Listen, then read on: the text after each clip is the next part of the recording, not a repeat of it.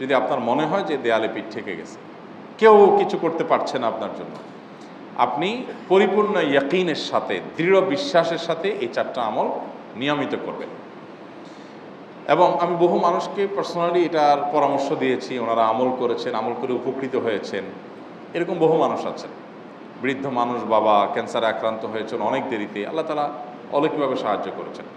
হ্যাঁ, কখনো যদি আল্লাহ তাআলা এই আমলগুলো করার পরও আমার বিপদ দূর না করেন, তাহলে হয় আমার আমলের মধ্যে কোনো ত্রুটি ছিল, অথবা আমার এই বিপদ দূর না হওয়ার মধ্যে আমার জন্য কোনো কল্যাণ নিহিত ছিল।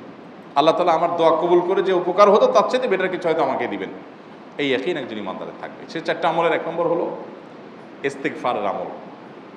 ইস্তেগফার, আপনি ফেঁসে গেছেন কোনো জায়গায়, কোনো উপায় পাচ্ছেন না, আপনি ইস্তেগফার করতে থাকেন।